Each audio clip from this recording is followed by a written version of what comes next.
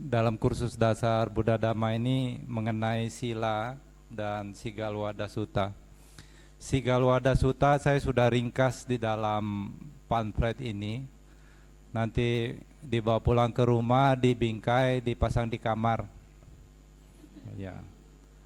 Ini pedoman hidup sebagai manusia, bagaimana kita berhubungan dengan sesama. Sang Buddha sudah jelaskan dengan sangat baik. Ya baiklah, kita mulai saja. Oh gitu. Oh ya. Ada beberapa slide yang saya buat untuk materi dalam kursus dasar agama Buddha, Buddha Dhamma kali ini. Sila di dalam ajaran Buddha ini satu hal yang sangat penting. Dunia ini akan hancur berantakan kalau manusia yang hidup di dalamnya tidak menjaga sila dengan baik. Begitu pentingnya sila, Sang Buddha memberikan pedoman, ya, makasih, bahwa tanpa memiliki sila, seseorang tidak mungkin bisa bebas dari penderitaan. Jadi sila merupakan dasar dari jalan menuju kebebasan dari derita. Semua makhluk pada dasarnya tidak ingin menderita, ingin bahagia. Ya. Sila di dalam ajaran Buddha juga disebut sebagai moralitas. Sudah bisa? Belum bisa ya? Coba slide berikutnya. Ya. Moralitas atau sila dalam ajaran Buddha untuk upasaka upasika. Sila atau aturan kemoralan di dalam ajaran Buddha ini bertingkat-tingkat. Ada untuk rumah tangga, ada untuk pabajita. Pabajita juga untuk orang yang berlatih sebagai samanera atau sebagai biku juga berbeda-beda. Nah, moralitas dalam ajaran Buddha sangat penting untuk dipahami. Ajaran moralitas memberikan paduan bagaimana manusia seharusnya berperilaku, berinteraksi dengan sesama, dan menjaga hubungan dengan lingkungan. Melalui nilai-nilai moralitas ini, kita dapat mencapai kebahagiaan dan kedamaian. Tujuan manusia hidup sebetulnya ingin bahagia dan damai. Jadi di dalam ajaran Buddha, syarat untuk memperoleh kedamaian dan kebahagiaan, maka nilai-nilai sila atau kemoralan ini satu hal yang sangat penting. Ya, next. Nah, bagaimana manusia seharusnya berperilaku? Sang Buddha di dalam kitab suci Dhammapada menjelaskan dalam syair 183, saudara-saudara mungkin sering mendengar syair ini. Sabapapasa akaranang kusala supasampada sacita paryoda panang etang Buddha nasasanang. Bagaimana kita seharusnya berperilaku? Tidak berbuat jahat. Kalau kita tidak berbuat jahat berarti kita berbuat baik. Kemudian membersihkan batin. Ini ajaran para Buddha. Jadi bagaimana caranya kita berperilaku agar kita memperoleh kedamaian dan kebahagiaan seperti tadi yang menjadi tujuan hidup? Tidak berbuat jahat. Ya. Tidak berbuat jahat, berbuat bajik, membersihkan batin. Inilah yang Buddha ajarkan. Ya. Tidak berbuat jahat dan berbuat baik ini ajaran standar. Semua kepercayaan agama juga mengajarkan hal yang sama. Jangan berbuat jahat, tidak boleh mencuri dan lain sebagainya, berbohong. Ya. Ini dalam upaya untuk tidak melakukan perbuatan yang jahat. Berbuat baik seperti sedekah, berdana atau memberi, ini ajaran yang sama dan standar. Ya, semua agama mengajarkan hal demikian. Jadi kalau ada kadang-kadang saudara mendengar orang tua mengatakan, semua agama juga sama, mengajarkan tentang berbuat baik, tidak berbuat jahat. Betul. Semua agama sama pada tingkatan ini, tingkatan dasar, yaitu mengajarkan tidak berbuat jahat dan berbuat baik. Tetapi Sang Buddha tidak berhenti pada ajaran itu. Sang Buddha melanjutkan untuk membersihkan batin. Kenapa? Karena setiap perbuatan jahat dan perbuatan baik berasal dari dalam batin kita sendiri, dari dalam pikiran. Nah, dalam hal ini tentu berbeda. Jadi perbuatan baik maupun perbuatan jahat, sebagai umat Buddha kita harus betul-betul sadar itu semua berawal dari dalam batin kita sendiri. Kalau kita melihat itu datangnya dari luar, berarti kita masih mempunyai pandangan salah. Nah, oke, lanjut. Fungsi sila, ya. Sila ini mempunyai fungsi menghancurkan kejahatan atau memperbaiki perbuatan-perbuatan yang salah. Kemudian yang kedua, fungsi sila menjaga, memelihara kebajikan serta mempertahankan perbuatan-perbuatan yang baik dalam kehidupan sehari-hari. Jadi fungsi sila ini untuk menghancurkan perbuatan jahat atau perbuatan-perbuatan yang salah dan memelihara atau mempertahankan perbuatan yang baik. Sila ini seperti pagar. Kalau di sekitar kita itu tidak aman, ya sekarang saya mendengar banyak yang mengatakan bahwa di Bangka ini tidak aman, Bante, gitu. Sering kemalingan. Kalau kita merasa tidak aman, maka secara alamiah kita akan memagari apa yang ingin kita lindungi. Nah, sila ini seperti pagar yang menjaga hal yang jahat jangan masuk, hal yang baik jangan hilang. Gitu. Jadi fungsi sila ini untuk menjaga yang jahat itu jangan masuk, yang baik jangan hilang dalam diri seseorang. Gitu. Nah, itu fungsi sila. Sebab terdekat terwujudnya sila, ya. Sila ini akan ada di dalam batin seseorang apabila seseorang itu memiliki hiri dan otapa. Hiri itu perasaan batin yang malu untuk berbuat jahat. Otapa itu perasaan batin yang takut akibat dari perbuatan-perbuatan jahat. Kalau di dalam batin seseorang memiliki dua hal ini, maka sila itu akan muncul secara alamiah. Malu dan takut. Malu itu tidak sama dengan minder. Ya, saya orang tidak punya, malu. Bukan seperti itu. Ya, sewaktu dulu saya waktu masih jadi orang kampung, ya, malu ketemu orang di kota.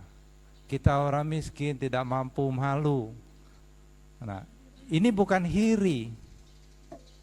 Ya. Setelah saya mengerti, kita tidak perlu malu karena kita mungkin secara ekonomi bukan orang yang berkecukupan. Kita tidak malu mungkin secara penampilan kita biasa-biasa saja. Tidak perlu malu.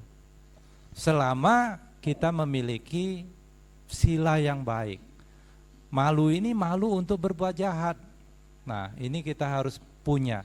Malu untuk berbohong, malu untuk mencuri. Nah, ini harus ada di dalam diri seseorang. Dan perasaan malu ini pasti bersandingan dengan kalau saya sampai melakukan perbuatan jahat, takutlah akibatnya. Gitu. Nanti begini begitu bisa masuk neraka, mungkin seperti itu. Jadi hiri dan otapa ini sebab terdekat terwujudnya sila. Okay, next. Manfaat melaksanakan sila. Jadi banyak sekali manfaat melaksanakan sila di dalam berbagai macam sutta atau khotbah yang disampaikan oleh Sang Buddha. Salah satu khotbah di dalam Mahaparinibbana Sutta, ya, Sang Buddha bersabda, sila ini akan menyebabkan kemudahan mencari harta kekayaan. Ini manfaat pertama menjalankan sila dalam Mahaparinibbana Sutta. Orang yang menjaga kemoralannya dengan baik akan memudahkan dia mencari penghidupan, mencari kekayaan. Kemudian orang yang mempunyai kemoralan yang baik, melaksanakan sila dengan baik, nama baik dan kemasyuran itu tersebar luas. Ya. Oh, orang ini jujur, ya, orang ini baik, dia tidak berbohong, ya, dipercaya, nama baiknya akan tersebar luas. Sering mungkin kita mendengar kebajikan ini, nama baiknya ini bisa melawan arah angin. Sementara kalau dupa atau wewangian ini tidak bisa melawan arah angin. Jadi orang yang terkenal mempunyai kemoralan yang baik, jujur, dermawan, hal-hal bajik yang dia lakukan ini, nama baiknya akan tersebar luas. Kemudian ketika orang mempunyai kemoralan yang baik, mempunyai sila yang baik, dia akan memiliki rasa percaya diri. Kalau datang ke perkumpulan, dia tidak takut, dia mempunyai rasa percaya diri. Tapi kalau orang yang mempunyai kemoralan yang baik, misalnya dia berbohong atau menipu atau asusila dan lain sebagainya, ya, rasa percaya dirinya itu akan kurang. Kalau datang ke perkumpulan orang-orang, dia khawatir jangan-jangan kalau lihat orang sedang berkumpul, jangan-jangan orang ini sedang membicarakan saya. Itu. Nah, jadi akan mengurangi rasa percaya diri. Tetapi kalau kita mempunyai sila yang baik, pergi kemana saja kita tidak khawatir. Ya, bahkan pernah suatu ketika ya saya awal-awal pertama pulang dari Sri Lanka, kita tidak pakai sendal, nyeker aja, tidak ada masalah juga. Kita tidak minder karena kita tidak pakai alas kaki gitu. Kalau sampai ada yang mengatakan oh ini nyeker atau apa, ya biarkan saja, syukur-syukur dia kasih sendal baru. Ya, selama kita tidak berbuat jahat, kita tidak perlu minder.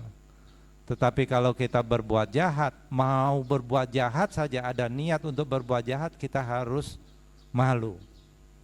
Sehingga apa? Rasa malu itu mencegah agar tidak menjadi manifestasi jadi ucapan maupun perbuatan. Jadi malu dan rasa takut itu penting. Nah, manfaat yang lain, sewaktu kita akan meninggal, hati kita tentram.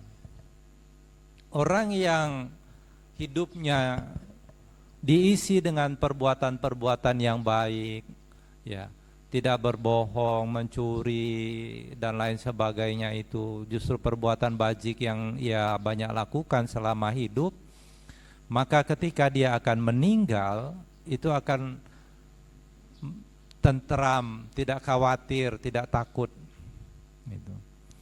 Dan kondisi yang paling indah pada saat meninggal adalah kondisi ketika seseorang mampu mengingat perbuatan-perbuatan baik yang dia telah lakukan. Ini kondisi yang paling baik pada saat seseorang akan meninggal. Kenapa? Ketika orang ingat perbuatan-perbuatan baik yang dia telah lakukan, tidak akan muncul penyesalan, ya. Akan muncul kebahagiaan, ya.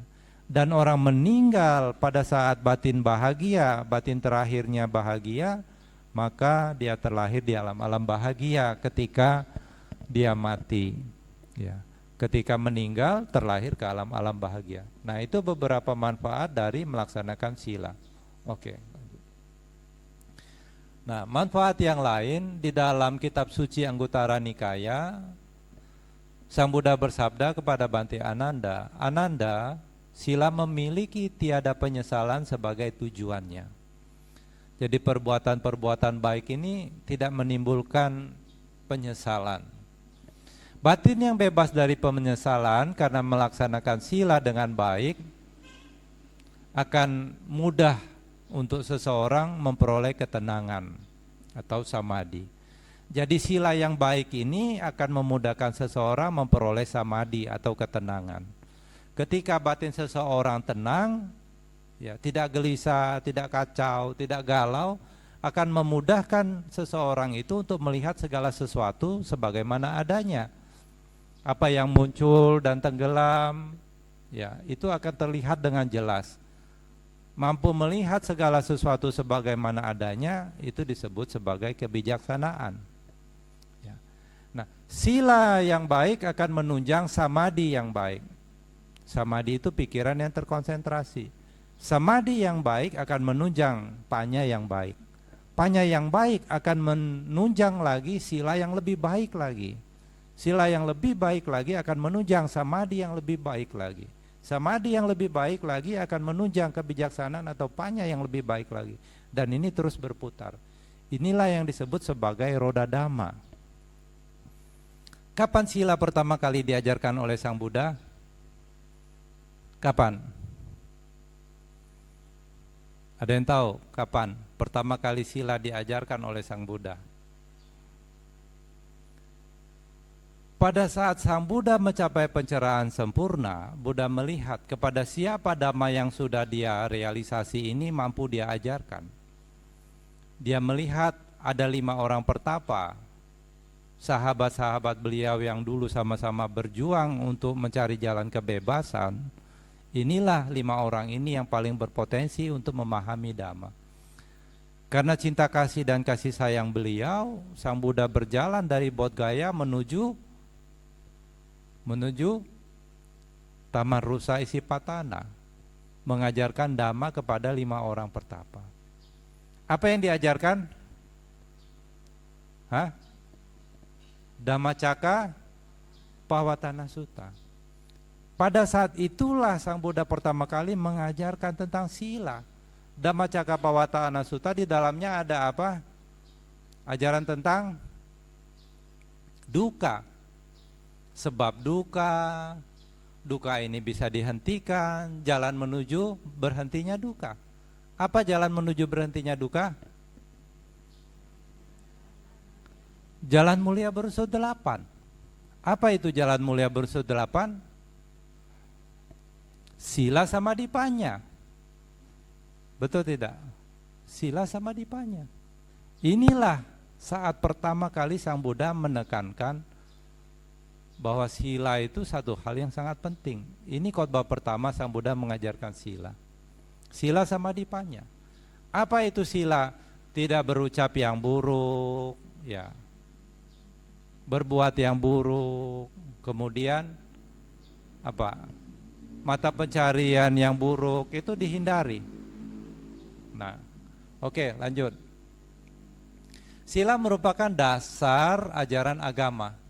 Dalam Samyutta Nikaya, Sila Sampada Sutta, Sang Buddha bersabda, para biku, fajar berwarna kuning keemasan adalah pertanda terbitnya matahari. Jadi kalau saudara mengamati, pada saat matahari mau terbit, itu biasanya muncul sinar kuning di ufuk timur. Demikian pula kesempurnaan sila adalah awal dari timbulnya jalan mulia berunsur 8. Apakah permulaan dari batin yang luhur? Sila yang sempurna kesuciannya. Jadi sila ini adalah dasar untuk munculnya jalan mulia berunsur 8, dengan kata lain, jalan untuk bisa kita bebas dari penderitaan. Oke, lanjut. Ini banyak banget ini, 100 slide ini.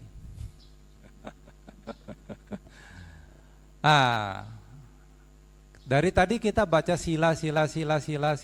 Apa ya dalam sebagai umat Buddha, sebagai pedoman hidup, Pancasila Buddhis. Ya. Panca itu 5, sila itu aturan kemoralan. Jadi Pancasila Buddhis sebagai pedoman hidup.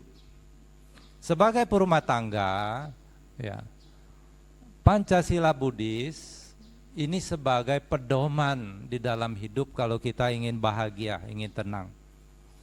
Panatipata Weramani Sikapadang Samadhyami. Saya bertekad akan melatih diri untuk menghindari pembunuhan makhluk hidup. Ya.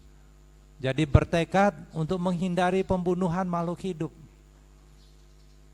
Ya. Kalau terpaksa bagaimana? Kamu bunuh anak kamu atau kamu potong leher ayam ini? Pilih mana? Iya. Ada yang pilih bunuh anaknya sendiri untuk menjaga sila. Ya tentu kalau diancam kamu potong jari kamu atau kamu bunuh leher ayam tergantung. Kalau orang yang mempunyai keyakinan yang teguh, kalau hanya potong leher potong jari sih tidak bakal mati ya. Gitu. Dia akan pilih potong jari. Ada yang pilih potong jarinya sendiri dibanding potong leher ayam, angkat tangan. Kalau sampai pilih potong jari sendiri berarti keyakinannya sangat kuat kepada ajaran Buddha. Gitu. Jadi kita menghindari, bertekad untuk melatih diri menghindari pembunuhan makhluk hidup. Yang kedua, adinadana, weramani, sikapadang, sama diami. Saya bertekad akan melatih diri untuk menghindari mengambil sesuatu yang tidak diberikan atau mencuri. Yang ketiga, kamesu micacara, weramani, sikapadang, sama diami. Saya bertekad akan melatih diri untuk menghindari perbuatan tidak luhur atau asusila. Yang keempat, musawada, weramani, sikapadang, sama diami. Saya bertekad akan melatih diri untuk menghindari ucapan yang tidak benar. Surameraya, majapamadhatana, sikapadang, sama diami. Bertekad untuk melatih diri menghindari mengkonsumsi zat-zat yang dapat menyebabkan kesadaran, termasuk narkoba. Nah, ini 5 pedoman kalau kita ingin hidupnya bahagia. Kira-kira 5 aturan ini berlaku nggak buat keyakinan yang lain? Kalau keyakinan yang lain mempraktekkan ini, bagus tidak? Kalau seseorang mempraktekkan 5 sila di dalam hidupnya, 5 sila ini dijadikan pedoman di dalam hidupnya, kira-kira apa yang akan timbul?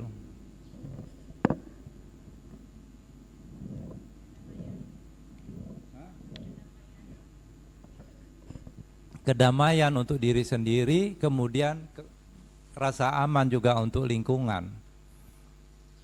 Kalau semua orang berpegang hidupnya pada peraturan Pancasila ini, pintu tidak usah dikunci.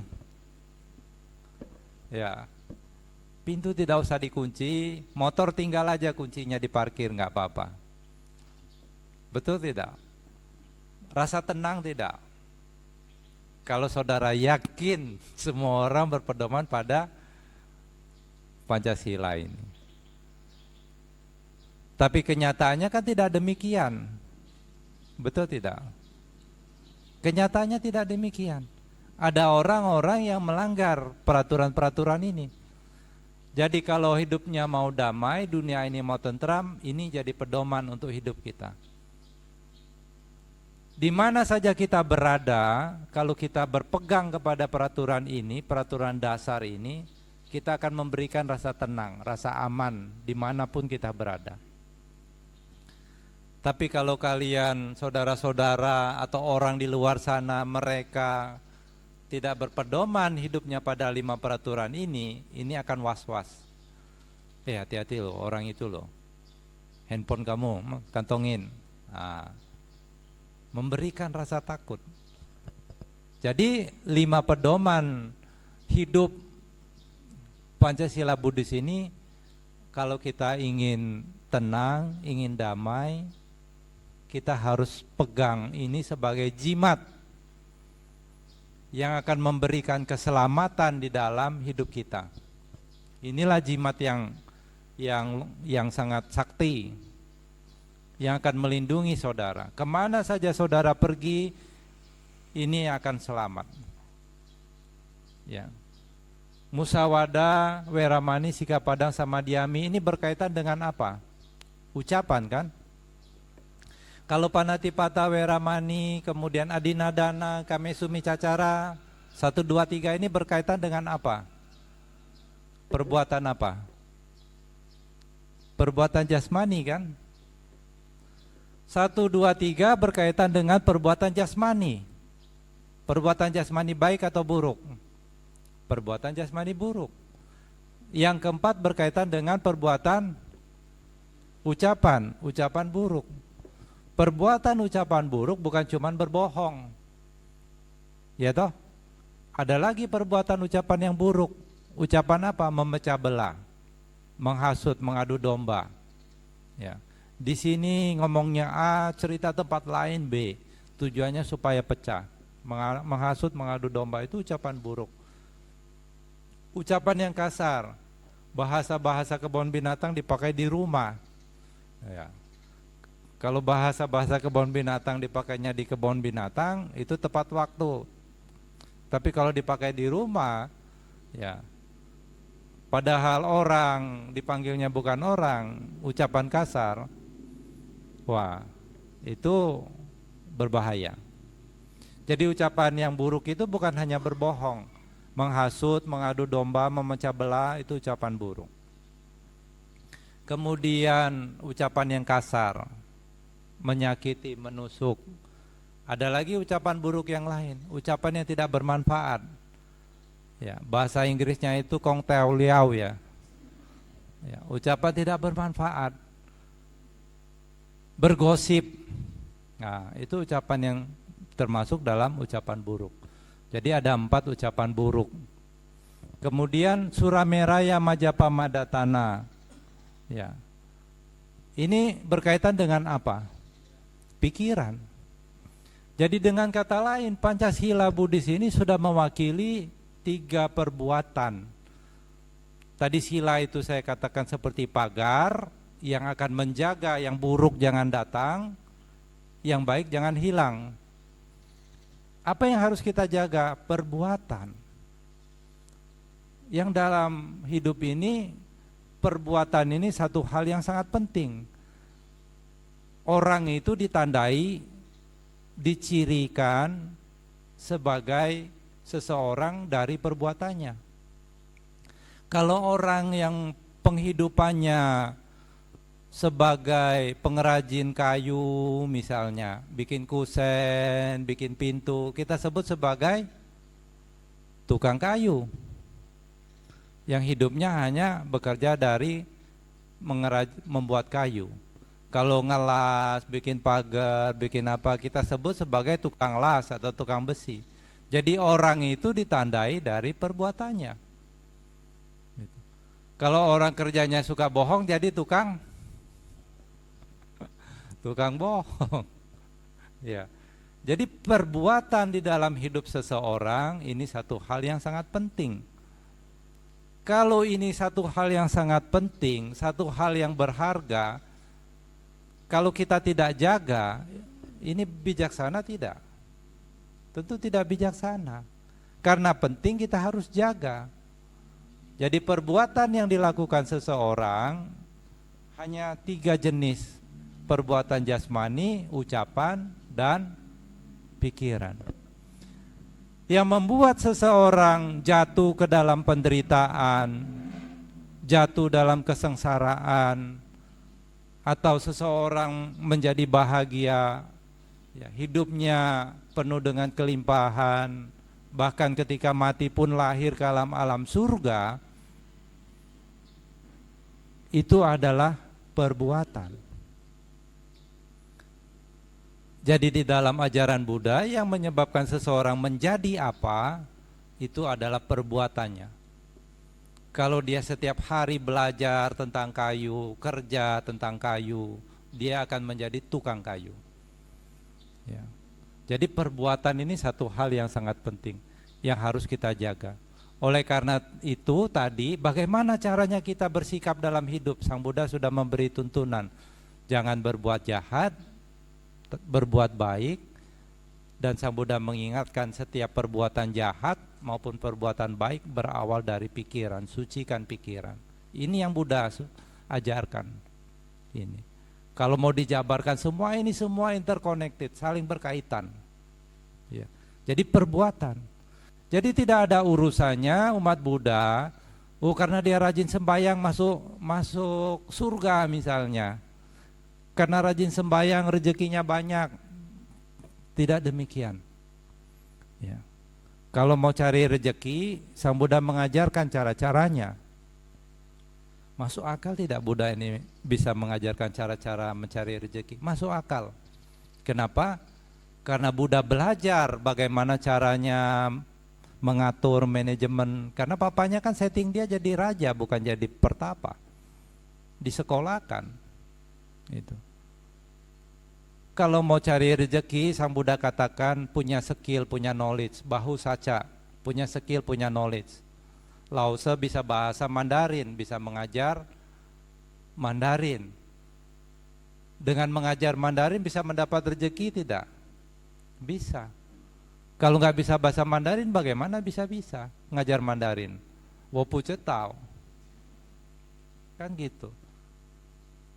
Kalau yang jago masak bisa bikin masakan, buka restoran, masakannya enak, bisa cari nafkah. Bisa bikin kue, bikin apa, bisa mencari rezeki. Jadi punya skill, punya knowledge. Oke, lanjut. Nah, sila ini mempunyai dua aspek. Pancasila Buddhis ini mempunyai dua aspek. Aspek negatif dan aspek positif. Aspek negatif itu berupa penekanan tentang pentingnya untuk tidak melakukan perbuatan yang buruk. Ya. Jadi anjuran untuk tidak berbuat buruk, sesuatu yang harus dihindari. Ini aspek negatif dari Pancasila Buddhis. Aspek positifnya berupa penekanan tentang pentingnya seseorang mengembangkan kebajikan. Jadi perbuatan baik dan perbuatan buruk itu saling bertolak belakang, tidak bisa bercampur seperti air dengan minyak. Walaupun di satu wadah dia pasti terpisah. Nah, setiap rumusan sila mempunyai dua aspek ini. Oke. Nah, aspek positif dari Pancasila Buddhis disebut sebagai Pancadhamma. Kalau kita bertekad melatih diri menghindari untuk membunuh makhluk hidup, maka secara tidak langsung kita mengembangkan cinta kasih atau metta, welas asih atau karuna kepada semua makhluk. Kalau kita bertekad untuk tidak membunuh makhluk hidup, maka secara otomatis kita mengembangkan cinta kasih, welas asih di dalam batin kita. Itu sila yang pertama. Apa beda cinta kasih dan welas asih?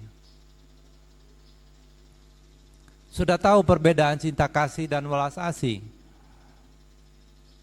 Apa kira-kira?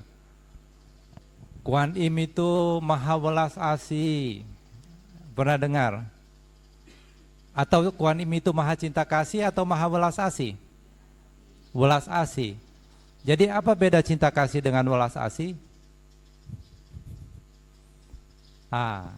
Jadi begini, metta dan karuna ini satu kondisi batin yang berbeda. Metta itu cinta kasih, karuna itu welas asih. Di mana letak perbedaannya? Cinta kasih, pikiran cinta kasih ada di dalam batin kita. Mungkin saudara pernah dengar, seperti seorang ibu kepada putra tunggalnya, hendaklah seseorang mengembangkan cinta kasih. Iya toh?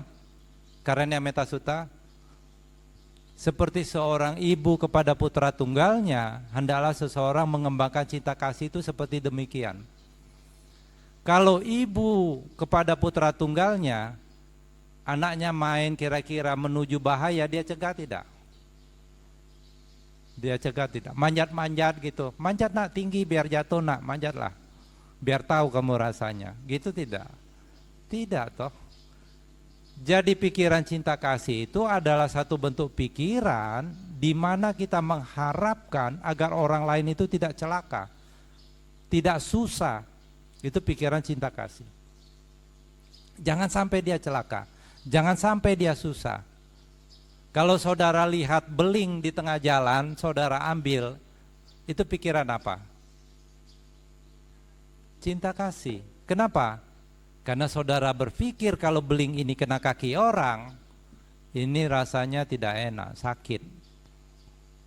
Ya toh? Itu pikiran cinta kasih, itu metta. Jadi metta itu bukan cuma semoga semua makhluk berbahagia, semoga semua makhluk berbahagia, semoga semua makhluk berbahagia, diulang-ulang gitu. Apalagi mengulang-ulangnya tanpa kesadaran. Itu bukan metta, bukan praktek metta. Bahaya sekali itu kalau praktek kita tanpa kesadaran. Semoga semua makhluk berbahagia, apalagi cepat-cepat ngejar target. Ya, pakai tasbih misalnya, atau pakai counter di tangan. Oh, target saya 10.000 misalnya satu hari ngembangkan meta. Semoga semua makhluk berbahagia, semoga semua makhluk berbahagia, semoga semua makhluk berbahaya, semoga semua makhluk berbahaya, semoga semua makhluk berbahaya. Itu bahaya. Kalau kita praktek meta seperti itu tanpa kesadaran, dari berbahagia bisa berbahaya. Jadi meta itu apa? Pikiran cinta kasih di mana kondisi batin kita mengharap supaya orang lain jangan susah, jangan sampai celaka, itu meta. Jadi kalau saudara sekarang ada di wihara Kalenamita, saudara makan kue, ada plastiknya tidak? Makan permen, ada plastiknya tidak? Minum kopi saset, ada bungkusnya tidak? Saudara buang sembarangan, kenapa itu bisa terjadi? Kenapa itu bisa terjadi? Karena tidak ada kesadaran. Kalau saudara hidupnya berkesadaran, ketika saudara makan kue, makan permen, apalagi di tempat-tempat umum, saudara tidak akan buang sampah sembarangan. Kenapa? Karena saudara berpikir kalau saya buang sampah ini sembarangan, ini akan menyusahkan orang yang nyapu. Itu meta bukan? Ini tidak berkesadaran nih, kesenggol.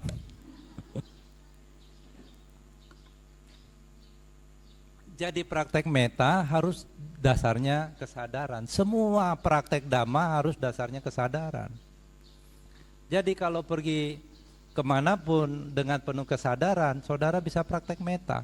Nah, itu cinta kasih. Jadi cinta kasih adalah perasaan batin di mana kita tidak ingin makhluk lain itu susah atau menderita, itu meta. Lantas kalau welas asih atau karuna itu apa? Kalau anak kita sakit, misalnya dia demam, kita ingin cepat-cepat enggak dia bebas dari penyakit? Kita ingin cepat-cepat supaya dia bebas dari penyakit. Perasaan tidak tahan ketika melihat orang lain menderita, lihat orang lain menderita ingin menolong supaya dia jangan lama-lama menderita. Lihat orang lain kakinya kena paku, kita cepat-cepat cari plester supaya dia cepat-cepat lukanya berhenti. Perasaan tidak tahan terhadap orang lain yang menderita, kita ingin menolong, itu welas asih. Makanya Kuan Im bukan maha cinta kasih, tapi maha welas asih. Begitu besar perasaan welas asihnya Kuan Im itu digambarkan oleh orang, kadang-kadang rupang Kuan Im itu tangannya ada berapa? 1000. Ya, banyak tangannya sampai sekeliling kan tangan semua. Kenapa tangannya banyak? Supaya jewerin orang-orang yang nakal. Nah, ini bentuk perasaan meta. Ya. Takut-takut akhirnya nanti kalau orang lewat kepleset, itu meta. Nah, itu meta. Jadi tidak membunuh, tidak menyakiti, otomatis perasaan cinta kasih dan kasih sayang berkembang. Yang kedua, ya, tidak mengambil barang yang tidak diberikan, ini mengembangkan sifat sama ajiwa, berpenghidupan yang benar. Ya. Jangan kasih nafkah kepada keluarga pakai uang yang haram, kan begitu. Kalau saudara-saudara kita yang muslim saya suka dengar. Nah, ini mengajarkan tentang penghidupan yang benar. Ya. Kalau kasih makan kepada keluarga, kepada anak-anaknya uang yang haram, anak-anaknya nakal katanya gitu. Ya, tidak mengambil barang yang tidak diberikan berarti mengembangkan sama ajiwa, penghidupan yang benar. Menumbuhkan rasa puas terhadap apa yang dimiliki, santuti, dan memiliki pengendalian diri dalam kesenangan indrawi. Jadi di dalam ajaran Buddha, ya, kalau kita sudah mempunyai pasangan, ya kita harus menghindari perbuatan asusila. Tujuannya apa? Mengembangkan rasa puas. Orang yang hidupnya tidak memiliki rasa puas, itu banyak menderitanya. Sedang makan di sini padahal ada ikan goreng, ya, ada sayur-sayur. Karena tidak puas, pikirannya yang lain. Kalau aja ada babi panggang, gitu. Kalau aja ada ini ada itu, padahal sudah ada rendang, ada sayur, ada macam. Kalau aja tidak bahagia. Ya, nah itu. Yang keempat, selalu berkata benar. Jadi tidak bohong itu mengembangkan sifat saca, kejujuran. Yang kelima, melatih kesadaran. Jadi dengan mempraktekkan sila, secara otomatis hal-hal positif ini akan berkembang di dalam diri seseorang. Ya, pancadama. Oke, lanjut. Nah, upasaka, upasika. Mereka yang telah memiliki keyakinan pada Tiratana, Buddha, Dhamma, dan Sangha. Jadi Tiratana atau Triratna ini adalah Buddha Ratana, Dhamma Ratana, Sangha Ratana. Apa artinya Ratana? Ratana itu artinya permata. Ya. Jadi mereka yang telah memiliki keyakinan kepada Tiratana akan mengambil perlindungan kepada Buddha, Dhamma, dan Sangha dan bertekad untuk melaksanakan Pancasila Buddhis sebagai pegangan hidupnya. Orang yang demikian ini disebut sebagai upasaka, upasika. Pengikut Buddha laki-laki itu upasaka, dan pengikut Buddha yang wanita disebut upasika. Jadi upasaka, upasika sebetulnya bukan saja orang yang sudah diwisudi. Oh, saya sudah diwisudi sama Bante ini, Bante itu, dapat nama Buddhis. Belum tentu dia pengikut Buddha kalau dia tidak mempraktekkan apa yang Buddha ajarkan.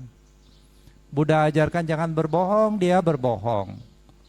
Buddha ajarkan jangan mencuri, dia mencuri. Itu bukan upasaka, upasika, walaupun dia sudah ditasbih bahkan, ya, atau sudah diwisudi. Nah, upacara yang menjadi simbol sebagai pengikut Buddha Dhamma disebut sebagai wisudi, upasaka, atau upasika. Jadi wisudi ini sebetulnya hanya ritual sebagai simbol yang menyatakan bahwa orang ini mengambil tuntunan dalam hidupnya, Buddha sebagai guru, Dhamma sebagai ajaran yang diikuti, dan Sangha sebagai pembimbing. Jadi berlindung kepada Buddha, Dhamma, Sangha. Nah, ini yang disebut sebagai wisudi, upasaka, upasika. Ya. Saya sendiri belum pernah diwisudi upasaka, upasika. Ya. Saya langsung diwisudi sebagai biku. Ya. Kalau mau ada yang langsung diwisudi sebagai biku atau samanera, silakan. Ya, silakan. Oke, lanjut. Nah, sila yang lebih tinggi bagi perumah tangga. Jadi Pancasila Buddhis ini disebut sebagai hina sila atau sila yang rendah. Ada sila yang lebih tinggi bagi perumah tangga. Apa itu sila yang lebih tinggi? Oke.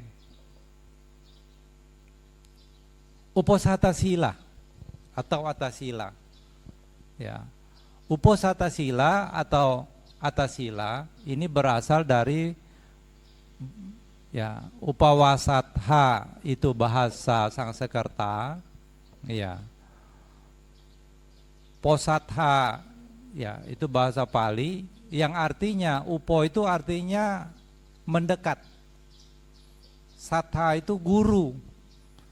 Jadi pada masa-masa tertentu, ya, orang-orang di India sana melaksanakan uposatha. Apa itu uposatha? Dia datang kepada guru, mendekat kepada guru untuk belajar. Uposatha itu kemudian berubah menjadi upawasa, ya. Diam mendekat, wasa itu artinya berdiam, upa itu mendekat. Jadi upawasa itu kemudian menjadi puasa. Apa uposatha sila atau atasila? Oke. Ini waktu-waktunya.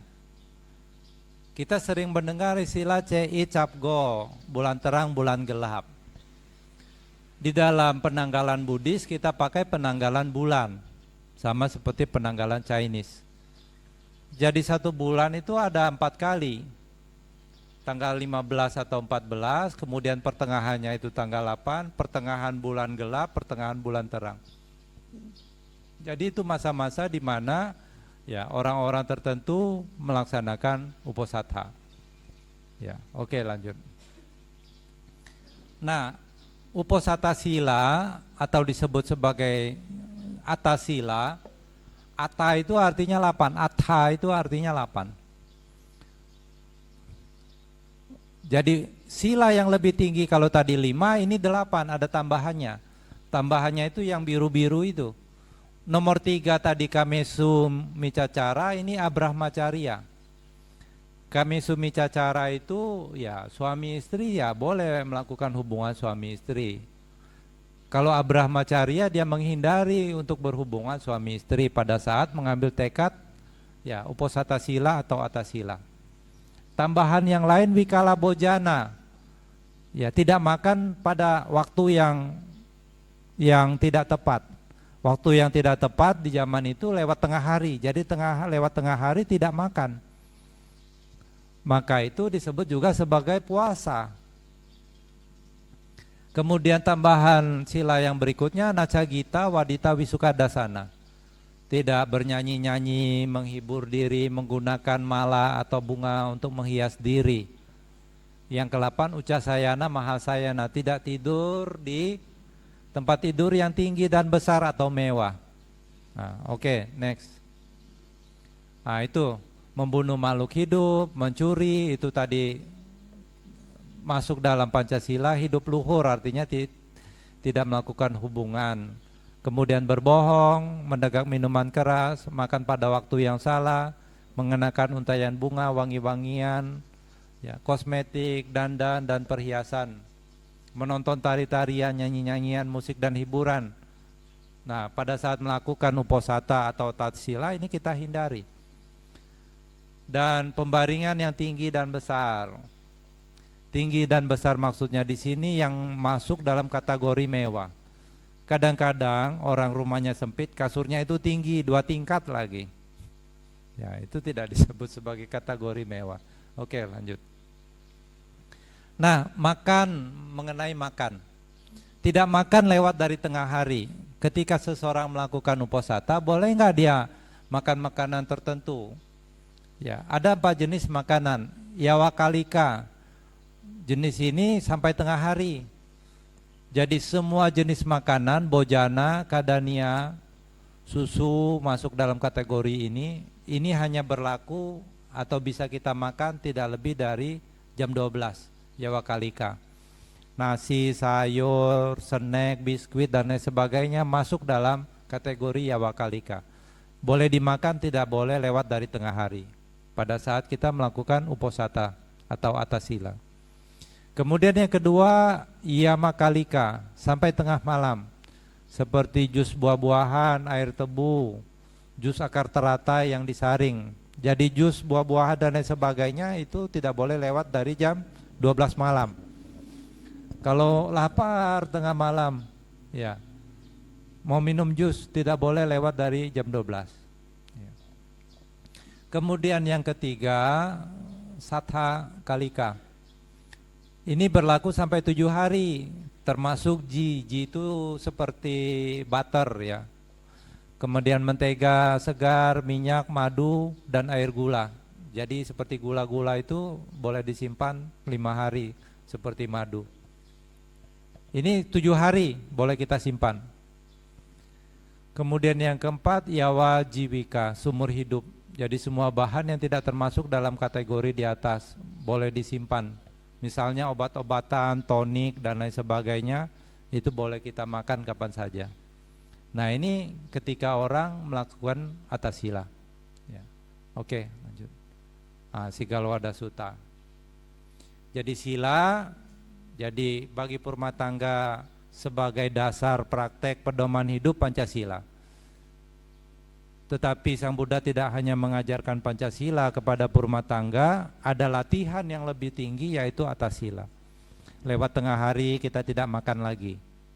Kemudian kita tidak menghias diri, nyanyi-nyanyian dan lain sebagainya. Ya. Tidak tidur di tempat tinggi dan besar. Bagaimana Bante kalau misalnya tempat tidur saya besar? Apakah saya harus tidur di lantai?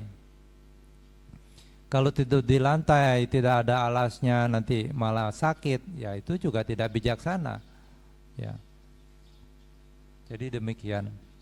Nah itu atasila. Jadi sebagai purma tangga jangan berhenti hanya pada Pancasila. Kita harus mengembangkan latihan yang lebih tinggi, mempraktekkan 8 sila. Tidak perlu setiap hari kalau kita tidak mampu. Ya.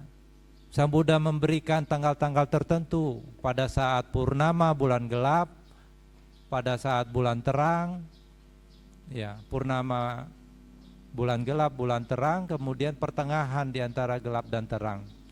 1 bulan 4 kali kita bisa praktek. Kalau 1 bulan tidak bisa 4 kali, setidak-tidaknya 1 bulan 2 kali. Ya. Bulan terang atau bulan gelap kita melakukan atasila atau uposatasila. Kalau itu juga tidak bisa, ya siap-siap aja masuk neraka. Ya tidak demikian ya. Masa iya yang benar untuk sesuatu yang baik, untuk sesuatu yang akan bermanfaat kita tidak mau berusaha? Benar nggak kira-kira? Kalau ini baik, kalau ini bermanfaat, masa iya kita tidak mau berusaha? Jadi sebagai orang yang dewasa, orang yang bijaksana, kalau tahu ini bermanfaat, ini baik, ya, kita harus memperjuangkan hal tersebut. Kita harus berusaha. Ya, jangan sampai kita hilang kesempatan. Jadi Pancasila Buddhis dan Uposatasila ini bukan Buddha yang menciptakan. Uposatasila ini sebelum Buddha lahir sudah ada. Buddha hanya mengadopsi ajaran ini karena bermanfaat. Ya, jadi bukan Buddha yang menciptakan, termasuk Pancasila juga. Ini bukan Buddha yang menciptakan. Ini aturan universal, berlaku di mana saja.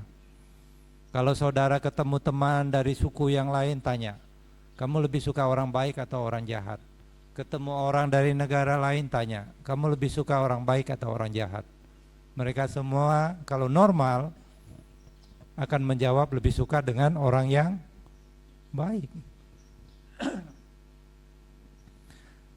Jadi semua orang pada dasarnya akan suka kepada orang-orang yang baik. Dan standar baik dan buruk di dalam ajaran Buddha adalah Pancasila. Itu standar. Tidak membunuh, tidak mencuri, tidak asusila, tidak berbohong, tidak mabuk-mabukan yang melemahkan kesadaran. Itu standar baik dan buruk. Nah ini kita harus tahu bahwa setiap orang dari suku manapun akan suka dengan orang yang baik. Walaupun seorang penjahat, kira-kira nih menurut saudara, kita berandai-andai, ada satu kelompok penjahat merencanakan satu perampokan, misalnya ingin merampok bank begitu. Kemudian dia kurang 1 orang anggota. Kira-kira dia mau cari satu anggota yang jujur atau yang tidak jujur? Ini perampok nih, kelompok perampok nih, penjahat. Mau cari anggota 1 orang kurang, mau cari yang jujur atau tidak jujur kira-kira? Cari yang jujur, walaupun juga penjahat. Kenapa? Kalau dia tahu ini penjahat tidak jujur, ini licik, ini suka bohong, nanti habis ngerampok, bisa jadi dia akan menikam kita dari belakang. Betul tidak? Siapa yang pernah begitu? Kan demikian. penjahat saja mau cari teman yang baik untuk merencanakan kejahatan. Jadi ini standar sila. Nah kemudian Sigalwada Sutta. Sigalwada Sutta, ya ini dalam kitab Digha Nikaya. Ini sudah ada ringkasannya. Ya sebetulnya tidak usah cerita panjang lebar. Oke, Sigalwada Sutta ini ajaran yang disampaikan Sang Buddha kepada seorang pemuda yang bernama Sigala. Di dalam Sigalwada Sutta ini memuat peraturan-peraturan atau petunjuk-petunjuk bagi berumah tangga. Ya, saya menganjurkan, saya menyarankan saudara-saudara untuk baca Sigalwada Sutta ini, sangat bagus. Punya smartphone semua kan? Bisa di Google Sigalwada Sutta. Sudah diterjemahkan dalam bahasa Indonesia. Baca, ini bagus sekali. Oke, lanjut. Sigala ini adalah seorang putra dari keluarga Buddhis yang taat. Tetapi Sigala sendiri bersikap acuh tak acuh terhadap agama ajaran Buddha. Ketika ayahnya akan meninggal, dia memanggil putranya Sigala ini dan memintanya untuk melaksanakan nasihat terakhirnya. Jadi sebelum papanya meninggal, papanya udah sekarat, papanya panggil anaknya yang namanya Sigala ini, "Nak, ini wasiat papa nih. Kamu dengar baik-baik. Sigala diminta untuk memuja ke 6 arah setiap hari sesudah mandi pagi. Ayahnya berharap agar ketika Sigala melakukan itu, Sang Buddha atau siswanya akan melihatnya dan berkesempatan untuk memberikan khotbah yang sesuai baginya." Ini papanya pintar. Anaknya diajak ke wihara di mana Buddha berdiam. "Ayo nak ke wihara." "Sigala, ayo ke wihara." "Nggak, males pak." Kan gitu anak-anak. Males lah. Jadi papanya tidak kehilangan akal. Bahkan sampai mati anaknya diajak ke wihara itu susah. Karena begitu susah, akhirnya papanya kirim wasiat ini. Nah, ini wasiat papa. Setiap pagi ketika papa sudah mati, kamu sudah mandi pagi, kamu harus menghormat ke 6 arah. Ke timur, ke barat, utara, selatan, atas, bawah. Sigala sendiri tidak tahu tujuannya apa. Tapi karena wasiat terakhir dari papanya, dia praktekkan. Padahal papanya harap supaya suatu saat Sigala ini pagi-pagi ketika dia melakukan itu, dia bertemu Buddha, Buddha ketemu putranya atau para biku ketemu putranya mengajarkan Dhamma, itu harapannya. Nah, oke, lanjut. Nah, pada suatu ketika Sigala yang sedang memuja 6 arah dengan pakaian basah, rambut basah tampak oleh Sang Buddha melihat bahwa kepada Sigala dapat ditunjukkan cara yang lebih baik untuk membuat pemujaannya itu. Hari ini aku akan memberikan khotbah kepada Sigala tentang winaya umat berkeluarga. Khotbah itu akan memberikan manfaat bagi banyak orang. Kesanalah aku akan pergi. Sang Buddha kemudian pergi menemui putra Sigala ini. Jadi biasanya pagi-pagi Sang Buddha sebelum keluar dari wihara, diikutinya yang menerawang. Ya. Hari ini kepada siapa saya bisa mengajarkan Dhamma? Oh, kepada putra Sigala. Kalau saya ajarkan Dhamma, dia akan ngerti. Inilah salah satu bukti cinta kasih dan kasih sayang Sang Buddha.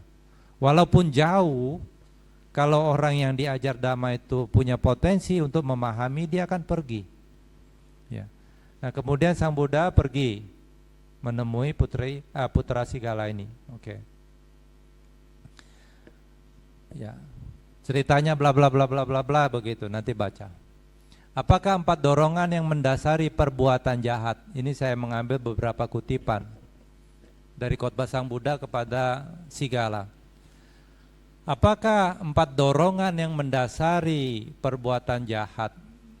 Perbuatan-perbuatan jahat yang dilakukan atas dorongan rasa senang sepihak, candagati. Orang bisa berbuat jahat karena dorongan senang sepihak. Perbuatan-perbuatan jahat yang dilakukan atas dorongan kebencian, dosa gati. Ketidaksenangan orang bisa berbuat jahat. Perbuatan jahat bisa dilakukan atas dorongan mohagati, ketidaktahuan, atau perbuatan jahat yang dilakukan atas dorongan rasa takut, bayagati. Ya. Jadi karena senang, ya, senang terhadap sesuatu, kadang-kadang orang bisa melakukan perbuatan jahat, atau tidak senang, atau tidak tahu, atau karena terancam, merasa takut. Ya. Orang maling, ketahuan, tadinya cuma mau ngambil barangnya, ya. Karena takut ketahuan, kalau ketahuan dipukulin orang sekampung, sekalian aja ditebas orang yang mau teriak itu. Ya, berbuat kejahatan yang lebih besar. Oke, lanjut. Apakah 6 saluran yang memboroskan kekayaan? Nah, ini petunjuk-petunjuk Sang Buddha.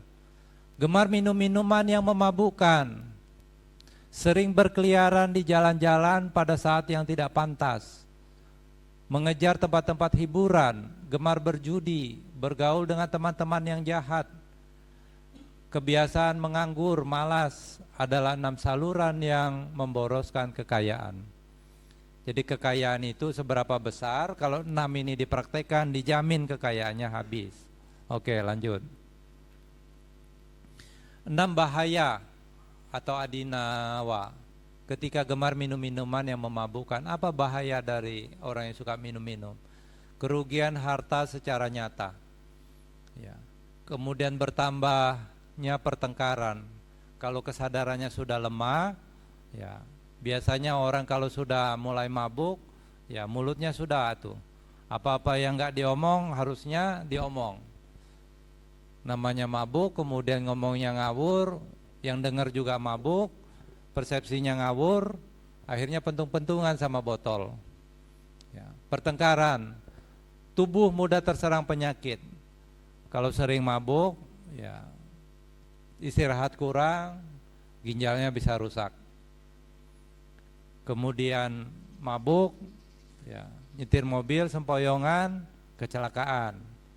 Kehilangan sifat-sifat yang baik, terlihat tidak sopan, kecerdasan menjadi lemah.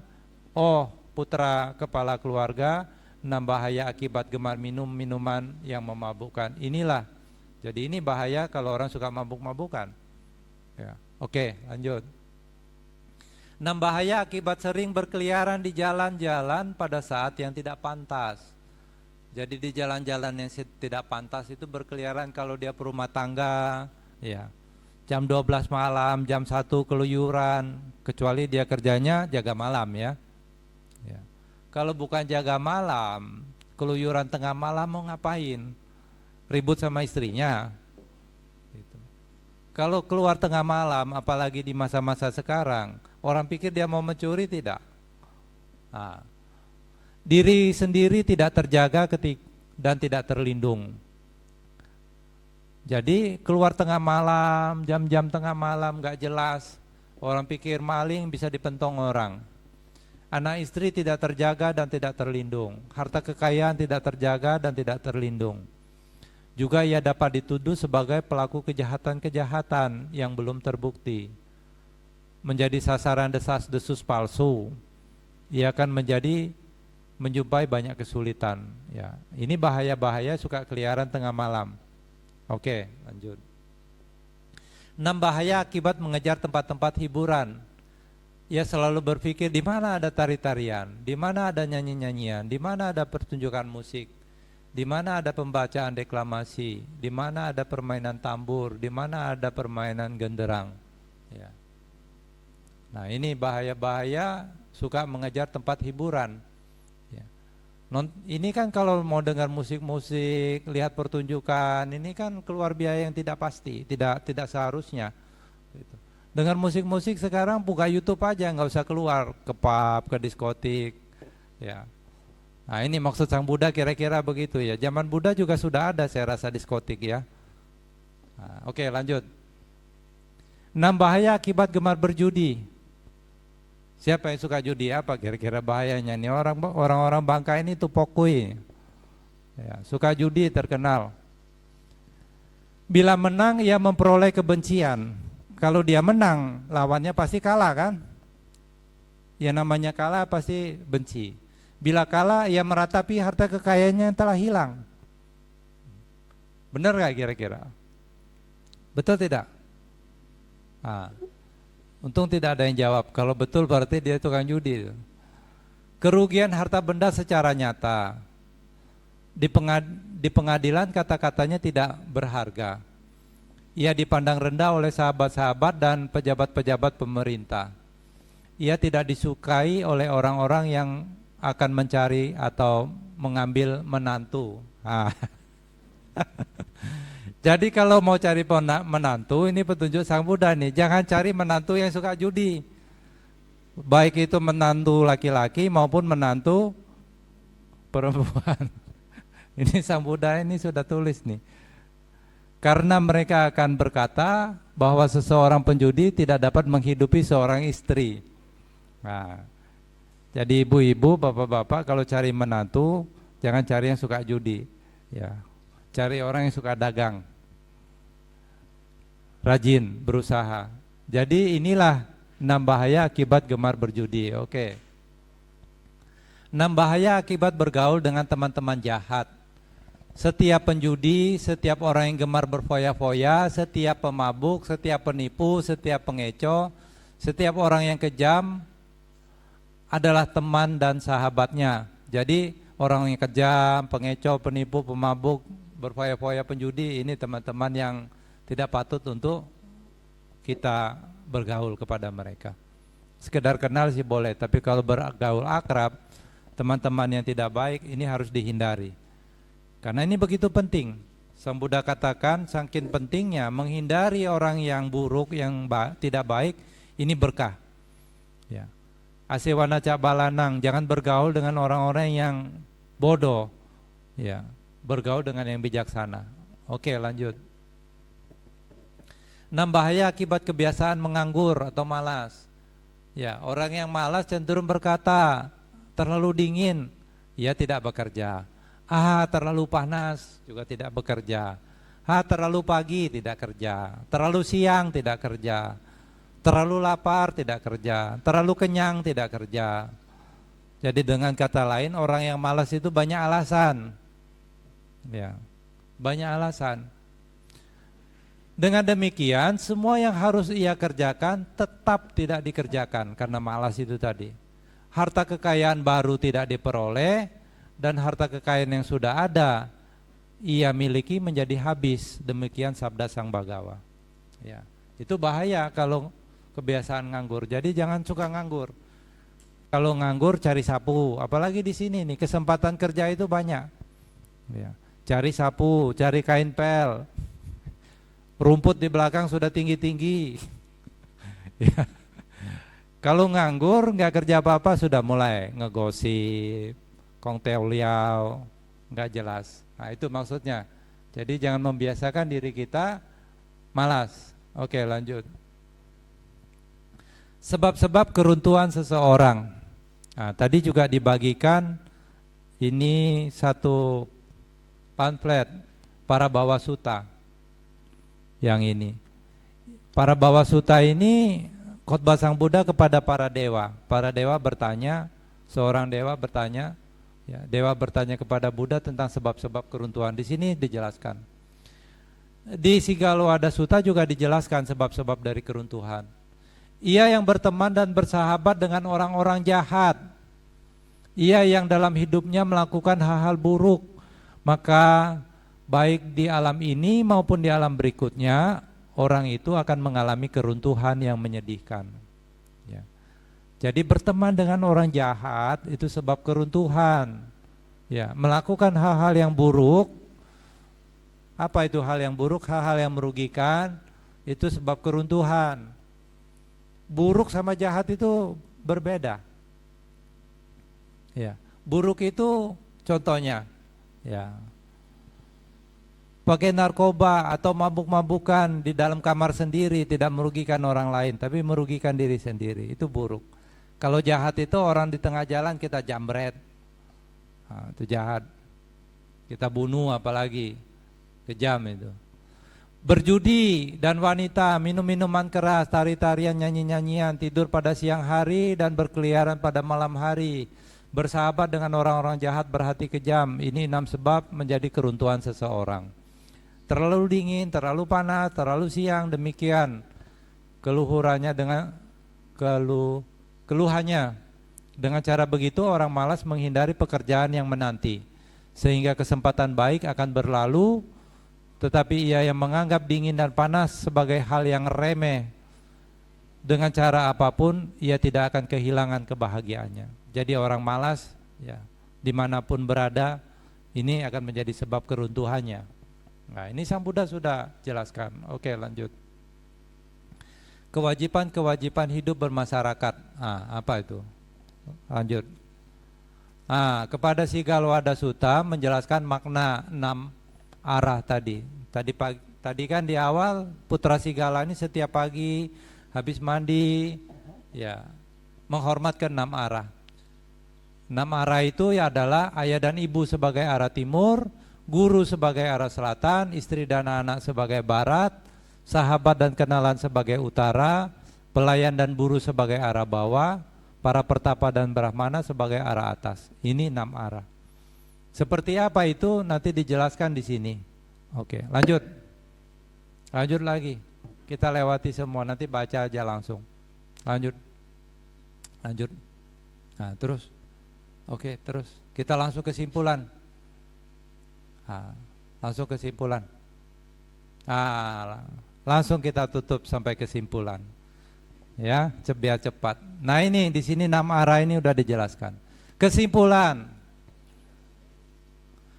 Hanya mengulang-ulang sila tidak akan dapat membersihkan seseorang dari pengotor batin, loba dosa moha.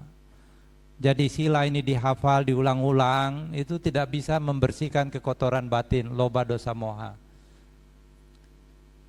Yang samadanang tangwatang sangwara tena silang. Mengucapkan sila itu hanya ritual wata. Biasanya umat Buddha kalau ke wihara minta tuntunan sila, minta tuntunan Pancasila. Jadi mengucapkan sila itu hanya ritual. Latihan sila hanya dicapai dengan praktek dan pengendalian diri. Jadi sila yang sudah dihafal, ketika bertemu ada kesempatan untuk korupsi, jangan korupsi.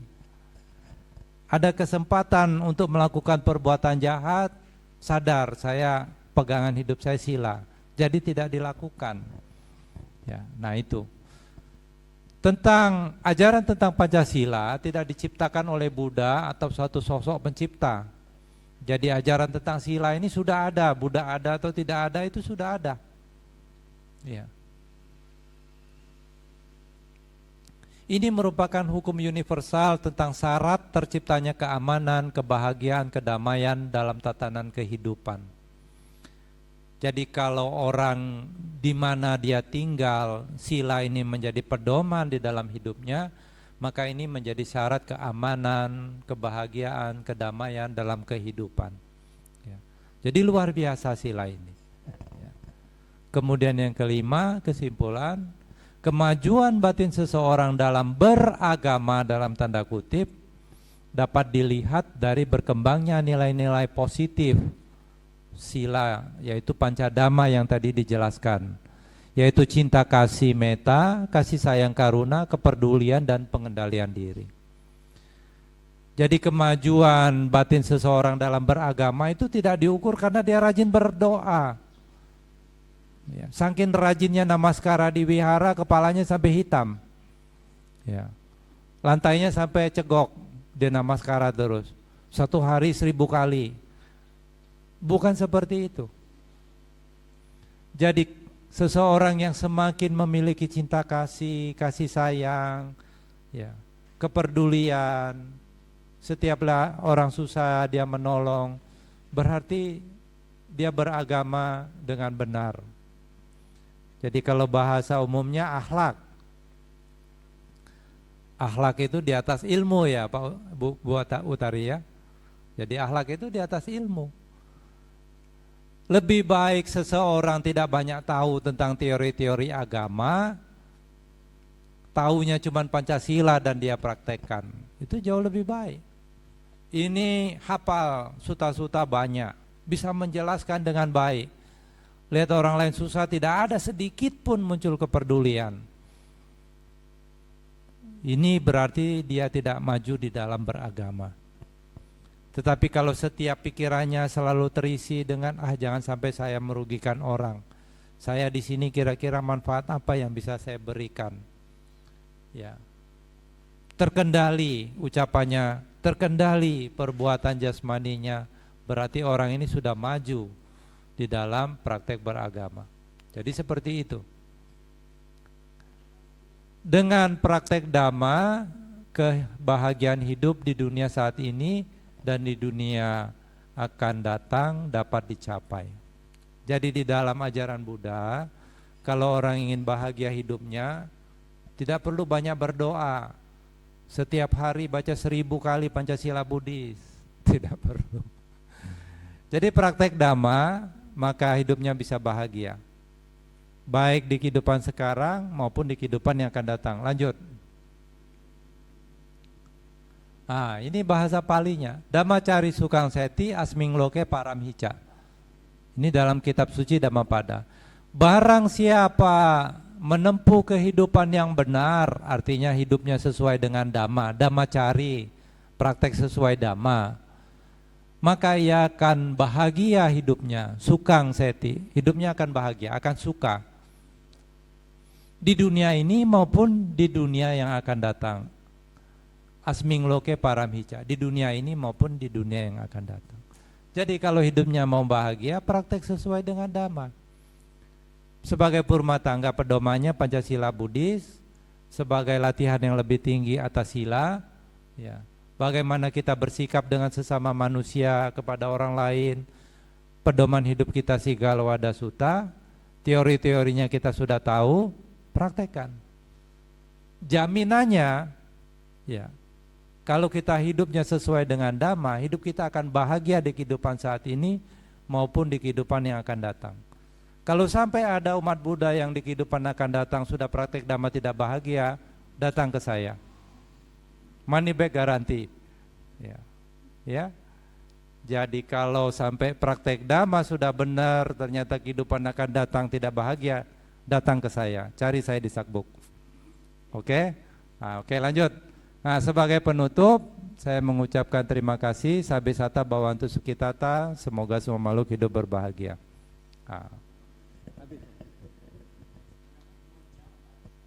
Ngapain bicara lama-lama? Mending kita diskusi. Ada yang mau ditanyakan silakan. Kalau tidak ada, kita coffee break. Oh, belum ya? Panitia bilang belum. Ya silakan yang mau bertanya.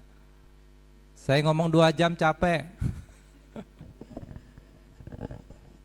Ya silakan kita diskusi saja. Kalau ada yang mau ditanyakan berkaitan dengan tadi yang disampaikan atau yang lain silakan.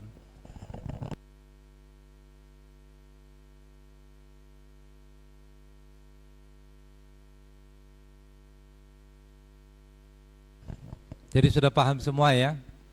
Ya, oke.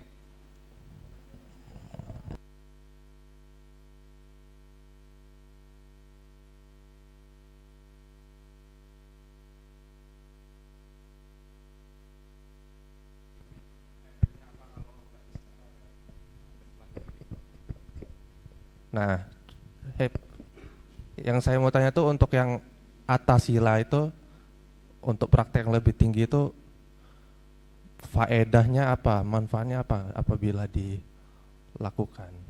Itu aja. Iya, sila ini satu latihan praktek untuk mengendalikan diri, ya khususnya tentang nafsu, keinginan dan lain sebagainya. Nafsu keinginan itu bukan nafsu seksual saja. Nafsu itu bukan kaitannya dengan seksual saja, termasuk nafsu makan. Nafsu makan. Kalau orang praktek atas sila, dia tidak boleh makan lewat tengah hari. Jam 12 tengah hari tidak boleh makan. Jadi tengah harinya itu satu daerah dengan daerah lain berbeda-beda. Kalau di Malaysia jam 1 itu masih tengah hari. Ya, jam 7 pagi masih gelap kalau di Malaysia. Jadi tengah harinya sesuai ketika matahari pas ada di tengah. Tujuannya apa kita tidak makan lewat tengah hari? Tujuannya belajar untuk mengendalikan nafsu. Nafsu ingin makan, kepengen makan, tapi kita belajar mengendalikan. Bayangkan kalau di dalam hidup orang tidak pernah belajar mengendalikan diri, tidak pernah belajar mengendalikan keinginan. Orang yang tidak terkendali cenderung akan gagal, akan kacau. Pernah nonton tidak? Sekarang ini kan banyak tuh di media. Anak kecil, bahkan anjing saya pernah melihat, dikasih permen yang menarik di meja. Ini permen jangan kamu makan, tunggu mama pulang ya kamu baru makan, tunggu mama balik lagi nanti mama kasih. Pernah lihat tidak? Nah, dari kecil sudah diajarkan untuk mengendalikan. Orang yang seperti itu menurut penelitian itu akan lebih sukses dibanding orang yang tidak terkendali. Nah, itu manfaat mengendalikan makan. Ada lagi sekarang ada istilah puasa, intermittent fasting, ya. Secara kesehatan itu juga lebih menguntungkan buat jasmani. Bayangkan kalau kita makan apa yang kita mau kita makan, pengen apa makan, setiap keinginan untuk apa kita ikuti. Sebagian besar penyakit yang datang itu juga berasal dari makanan. Ada orang tidak ada keturunan diabetes, tapi makan apa yang suka. Ya, pengen minum minuman kemasan, kadar gulanya tinggi. Ya, sering-sering minum itu ginjal rusak, diabetes. Nah, itu manfaat yang jelas yang bisa kita lihat dari pengendalian, tidak makan lewat tengah hari, kemudian tidak nyanyi-nyanyi. Tujuannya untuk belajar mengendalikan diri. Kalau hal-hal yang kasar ini saja kita tidak mampu kendalikan, bagaimana caranya kita mengendalikan pikiran? Itu tahap yang lebih tinggi kita mengendalikan pikiran. Bayangkan kalau tiba-tiba kita dikondisikan di tempat yang sulit, tempat yang kita tidak suka, tapi kita harus di sana. Pikiran kita kan menolak terus. Pikiran kita kacau, pikiran kita marah, pikiran kita tidak suka, bahagia tidak? Tidak bahagia. Jadi tujuan yang lebih tinggi adalah nanti goalnya mengendalikan pikiran. Jadi belajar mengendalikan makanan. Oh, saya puasa nih. Pengen sekali rasanya lapar. Kalau lapar masih boleh tadi kan?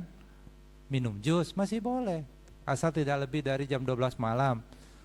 Masa iya minum jus seember tidak kenyang? Ya kan, istilahnya gitu. Lapar masih boleh minum jus, haus masih boleh minum air. Itu. Punya keinginan untuk berhubungan misalnya suami istri misalnya begitu. Bisa nanti ditunda dulu. Nah, ini tujuannya latihan pengendalian. Nah, itu manfaatnya. Jadi karena melihat manfaat ini yang lebih besar, kita harus praktekkan. Manfaatnya akan betul-betul terrealisasi ketika saudara sudah mempraktekkan apa yang diajarkan. Kalau belum praktek, tidak bisa dibayangkan manfaatnya. Kalau saudara atasila, manfaatnya timbangan turun. Ya. Saya timbangannya ya begini-begini saja. Gitu. Tidak banyak keluhan kesehatan. Itu Sang Buddha sendiri bilang. Ya. Tidak banyak keluhan terhadap kesehatan, manfaatnya. Kalau siang malam kita makan, lapar, tengah jam 12 bangun lapar, masak indomie, kontrang-kontreng di dapur dikira kucing atau maling. Ya, tentu tidak bagus. Nah, itu manfaatnya ya. Nah, manfaatnya akan terasa ketika mulai praktek. Oke? Ya. Ada lagi? Ya.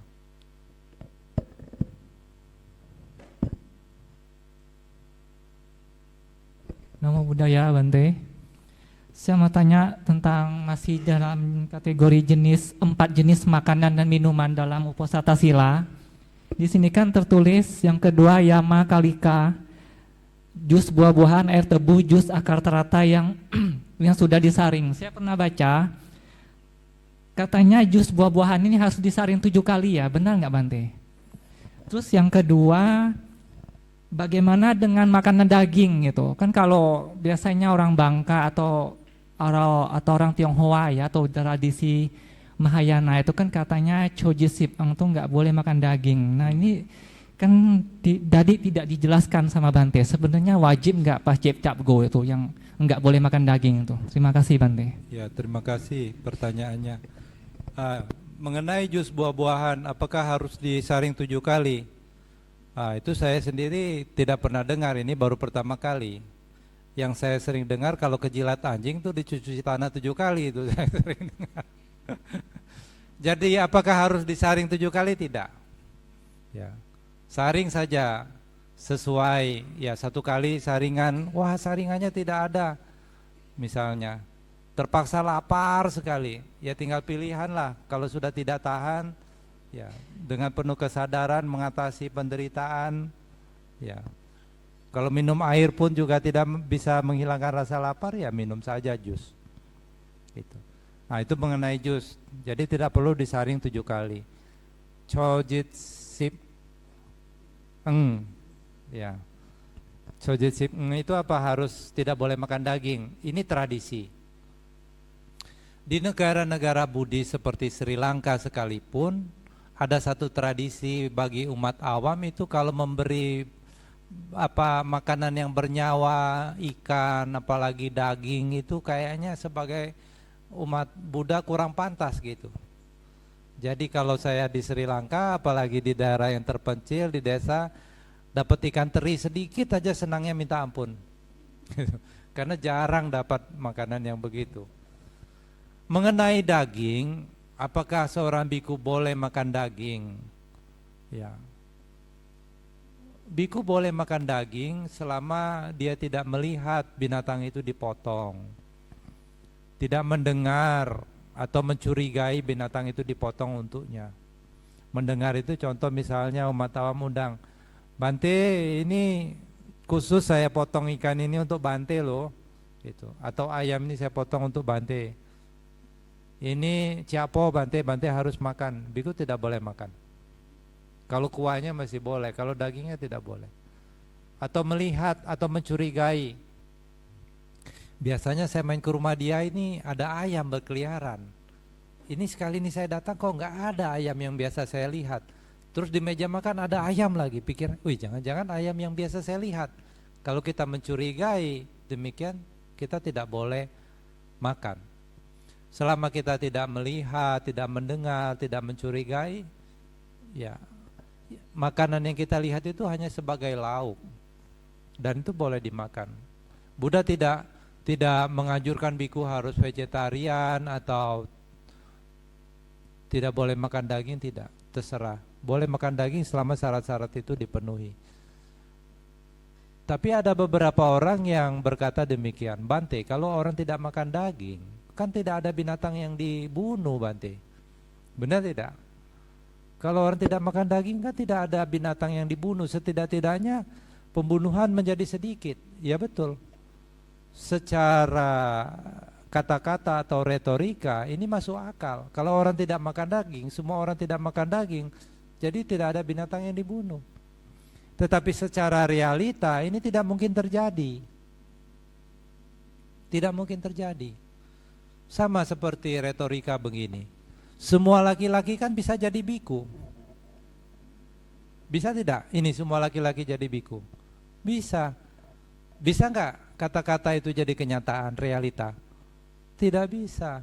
Wah, jadi biku ya. Mau dia. Dia masih cari jodoh. Ya. Enggak mau, udah ditawarin dari dulu saya pernah kenal dia. Wah, menikah itu penderitaan. Dia lihatnya suka. Enggak semua laki-laki mau jadi biku. Walaupun secara kata-kata semua laki-laki kan boleh jadi biku. Nah, gitu. Jadi kalau umat Buddha dilarang membunuh, tidak boleh. Membunuh ayam, binatang, tidak boleh. Lantas kalau pengen makan ayam kemana? Ke pasar.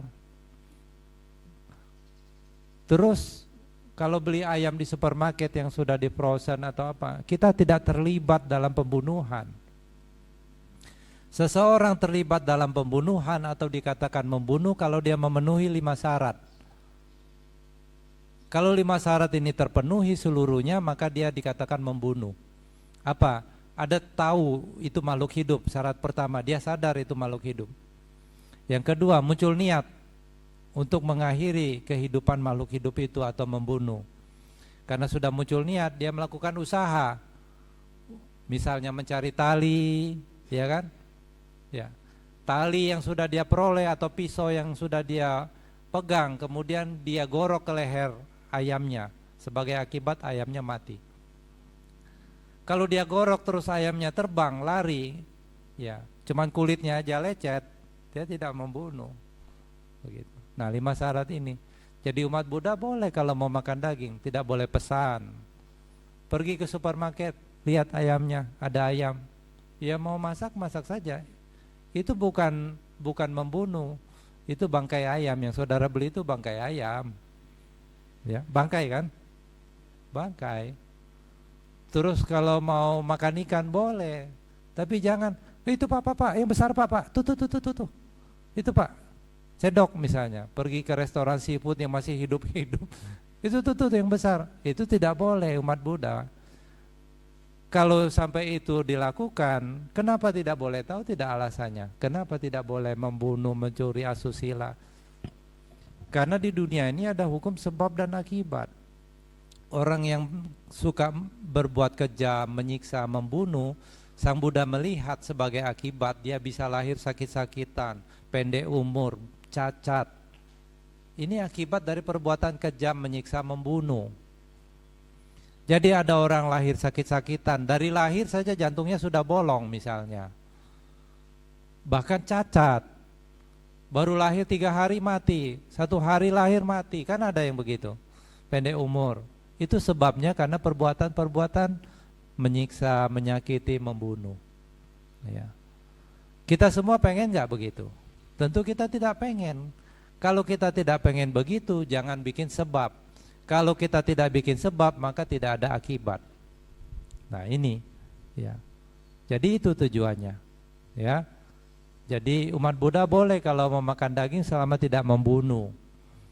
Beli ke pasar, boleh. Yang sudah mati. Ke pasar beli ikan, biasanya yang turun ke pantai itu ikannya sudah almarhum semua kan? Udah mati semua biasanya. Gitu. Nah, jadi begitu. Jadi umat Buddha dalam tradisi Theravada boleh makan lauk dari daging selama tidak terlibat dalam pembunuhan itu. Jadi itu.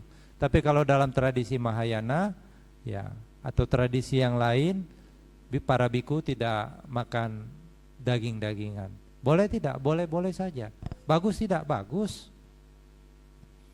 Tetapi harus disadari, harus didasari dengan pengertian yang benar.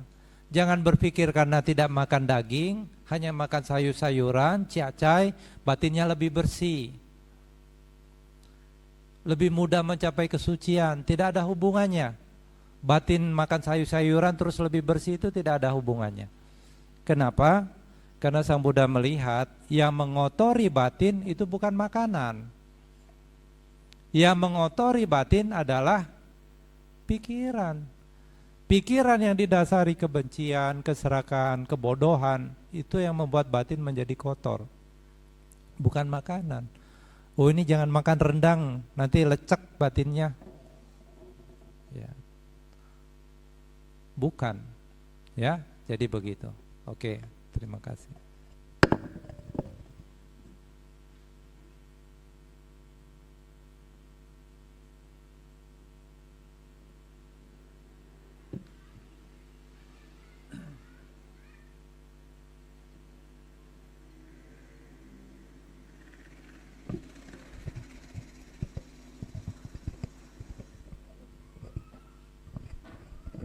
Malam Bante, Namo Buddhaya. Bante mau nanya, kalau misalnya kita pelihara ikan Bante ya, nah, ikan itu kan kita jual, emang kita bukan yang membunuh, tapi kita kan menyediakan Itu karma buruknya apa ya Bante? Sama satu lagi Bante, yang sering ditanyakan sama umat awam kalau atas sila, kalau mereka yang berkeluarga itu kan suami istri, yang sila keberapa? Ketiga ya, susila. Nah itu boleh nggak mereka tidur bareng atau gimana gitu Bante? Ya boleh-boleh saja kalau mau tidur bareng, asal jangan malam-malam Pak. Ya. Tujuan dari atas sila-sila ini adalah latihan untuk pengendalian diri. Kalau kira-kira tidak tahan ya tidurnya jauh-jauhan lah. Jangan nanti tengah malam batal puasanya kan gitu. Ma, gitu. Atau pa. Ya, tentu hal itu harus kita hindari. Ya, kalau bisa kita tidur terpisah ya silakan saja. Ini rumah kamarnya cuma satu, tipe 21. Jadi alasan nanti tidak bisa latihan kan tidak bisa juga. Ya, jadi seperti itu. Nah, ini piara ikan. Ya. Ikan apa yang dipiara? Kalau ikan lele dan sudah tahu ikan lele itu tujuannya nanti dijual buat pecel lele, itu kita terlibat dalam mata pencarian yang salah. Tapi kalau piara misalnya ikan hias, kita ternak misalnya ikan arwana. Saya belum pernah lihat tuh orang pecel lele ikan arwana. Ya, pecel arwana gitu ya. Atau arwana goreng gitu. Biasanya ikan-ikan mas koki, ikan koi, ya. Biasanya itu kan tidak untuk dikonsumsi di Indonesia ya. Untuk hias. Kalau kita ternak itu kita tahu bukan untuk dibunuh atau dimakan, tidak ada masalah. Tidak ada masalah. Yang tidak boleh kita beternak untuk tujuan itu dikonsumsi. Gitu. Ternak udang misalnya, buka apa itu? Tambak udang misalnya. Itu tidak sesuai sebagai umat Buddha. Apa ya kalau gitu Bante umat Buddha ini? Gitu. Nggak bisa usaha, tidak bisa maju. Ya kalau kita tahu akibat dari perbuatan yang demikian tentu kita tidak akan lakukan. Ya. Jadi kalau ternak lele kita tahu lele ini nanti buat dijual dikonsumsi itu termasuk dalam mata pencarian salah. Kalau bisa ganti. Ya. Ternak ikan gapi lebih bagus.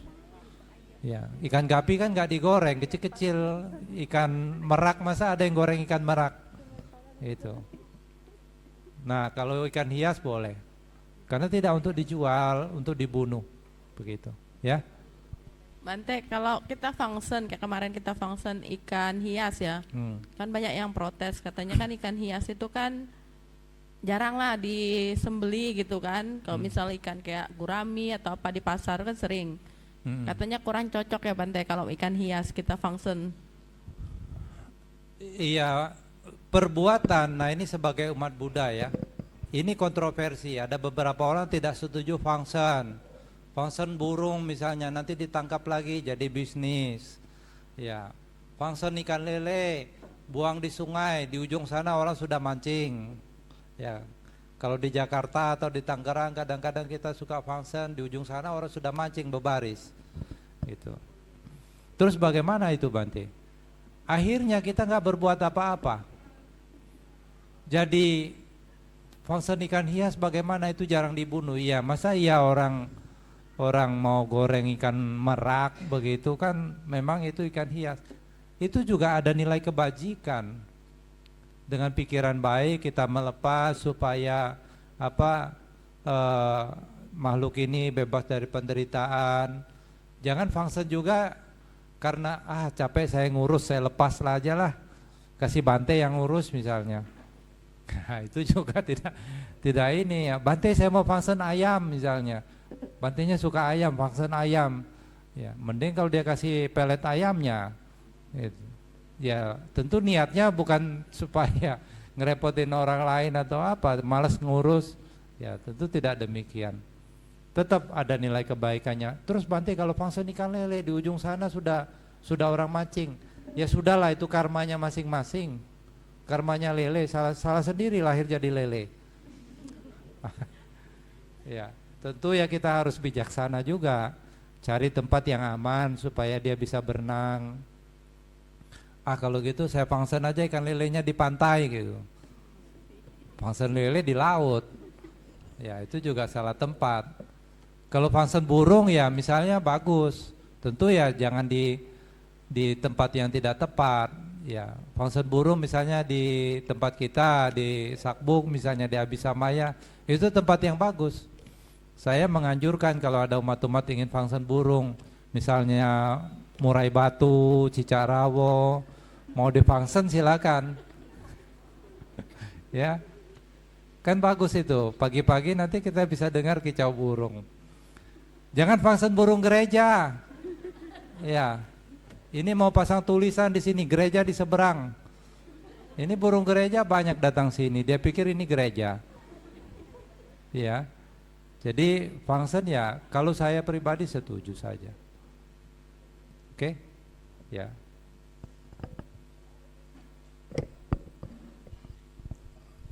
Ya, masih ada pertanyaan? Kalau tidak ada, saya yang tanya Bante. Oh ya. Apa? Tadi kan bicara tentang puasa tadi Bante, Atasila. Biasanya mereka Atasila, terutama yang baru ya, kan Atasila itu pengendalian diri, nafsu lah, nafsu makan gitu kan.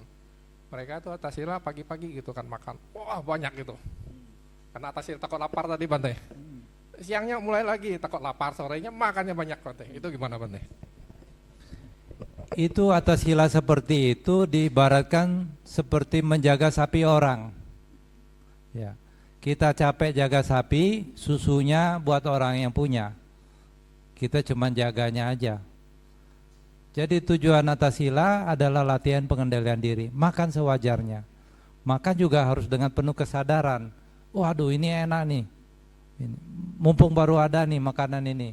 Lupa lihat orang lain di belakang sedang antri. Orang lain mau cedok sudah habis semua di piring dia.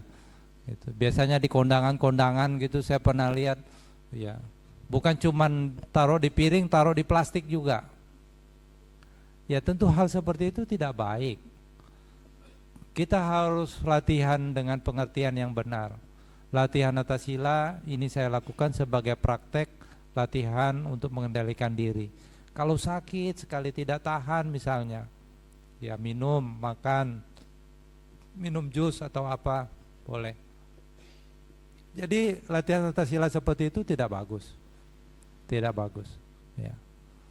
Dan karena tidak bagus, ya tentu jangan dilakukan yang seperti itu, ya. Insaplah ke jalan yang benar. Jadi jangan dilakukan latihan seperti itu. Nah, kadang-kadang umat Buddha, ya, lihat bikunya kan Atasila, bikunya kan tiap hari Atasila. Oh maaf Bante, ini saya makan depan Bante, enggak tergoda. Jadi jangan merasa bersalah atau apa, makan saja nggak ada masalah. Masa iya gara-gara lihat babi panggang saya mau makan malam? Kan rugi banget gitu loh.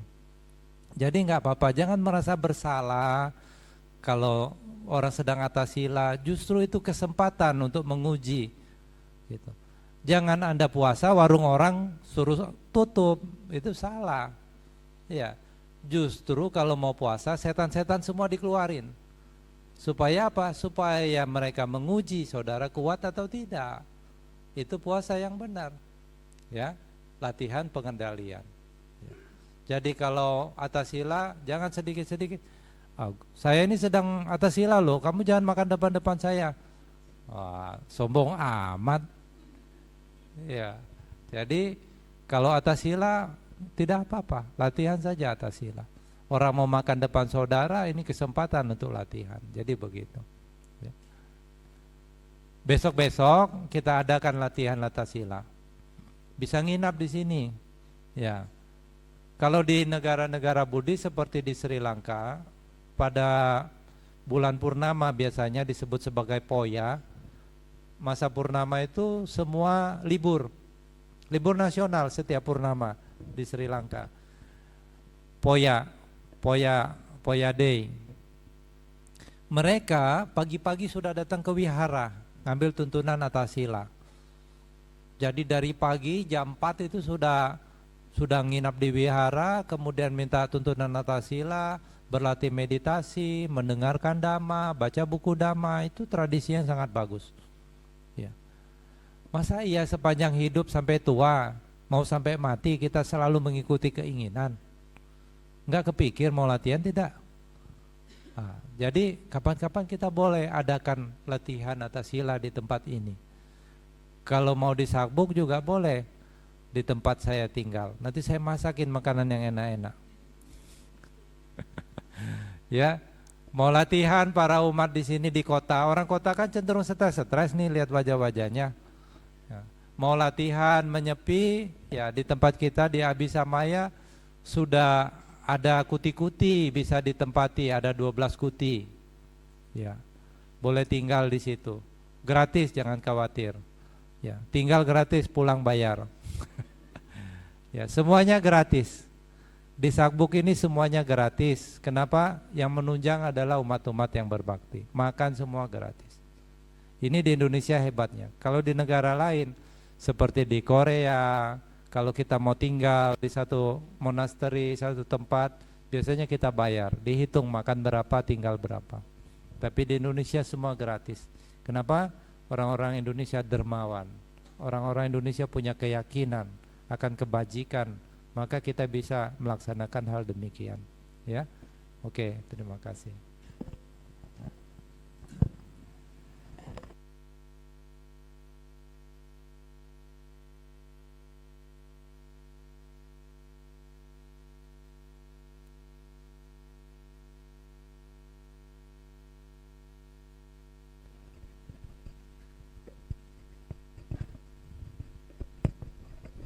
Namo Buddhaya Bante. Saya mau bertanya berkaitan dengan Fangsen tadi.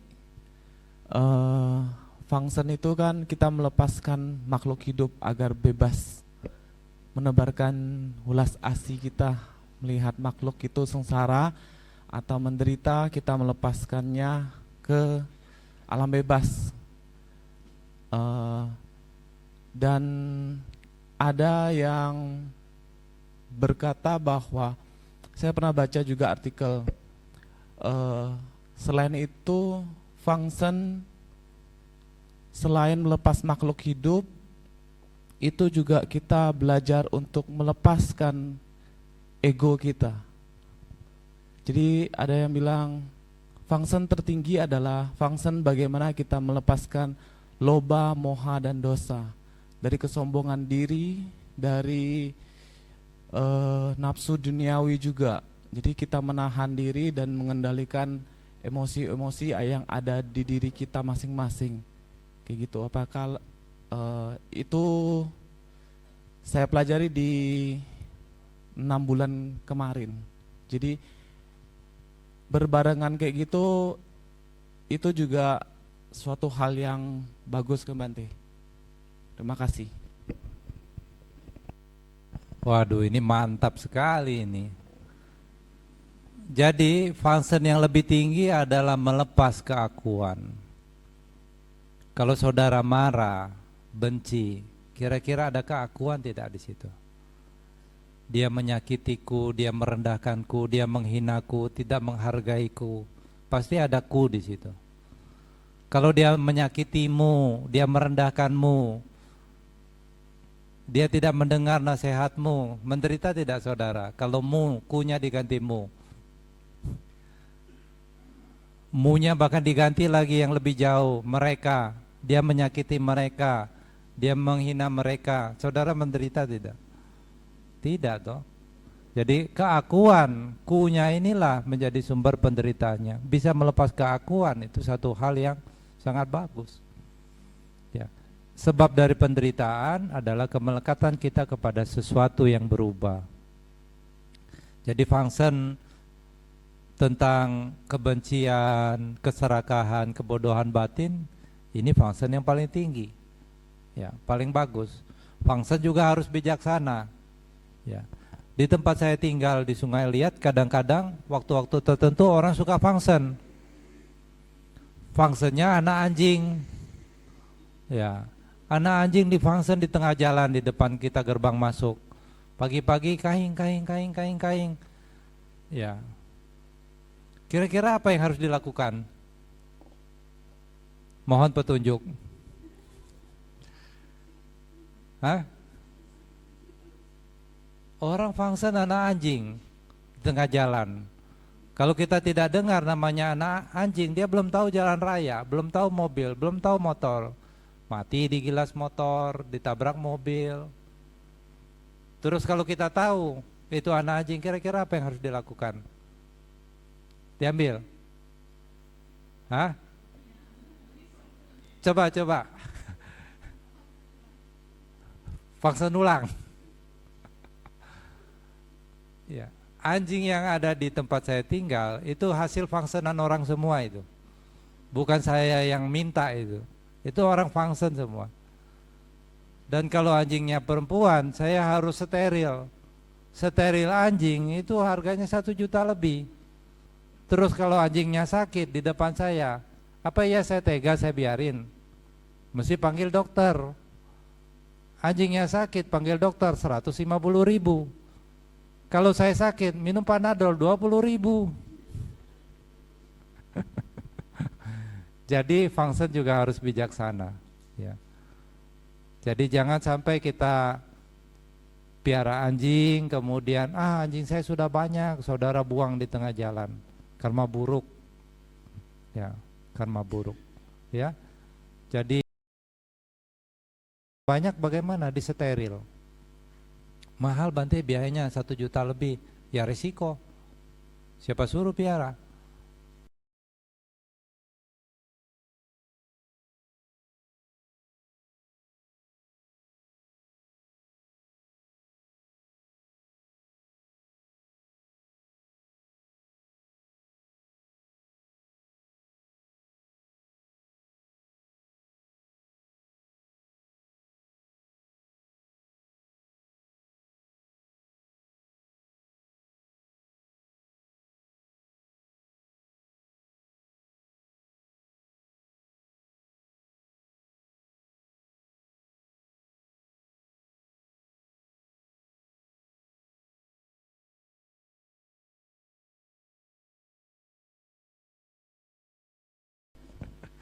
Ya kira-kira seperti itu ya.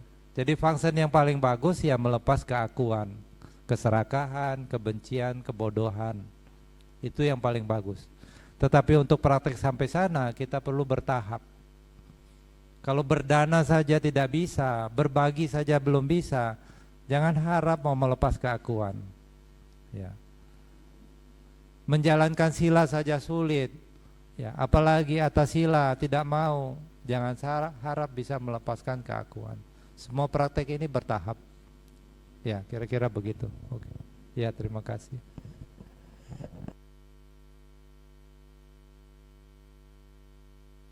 Ya, karena waktunya sudah habis ya, mari kita akhiri dengan memberikan penghormatan kepada Tiratana.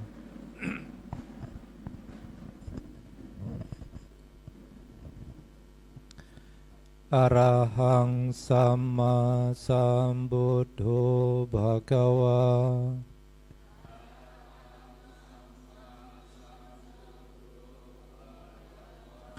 Buddhang Bhagawantang Abhivademi.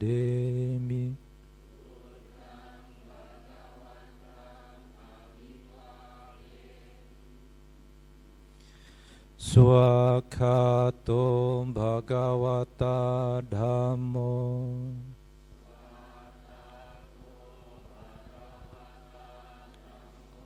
Dhammang Namasami. Supatipanno Bhagavato Sawaka Sangho.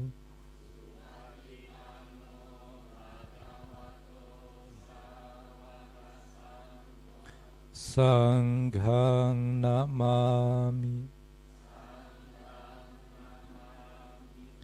Sabbi sata bhavantu sukhitata. Semoga semua makhluk hidup berbahagia. Sadhu, sadhu, sadhu.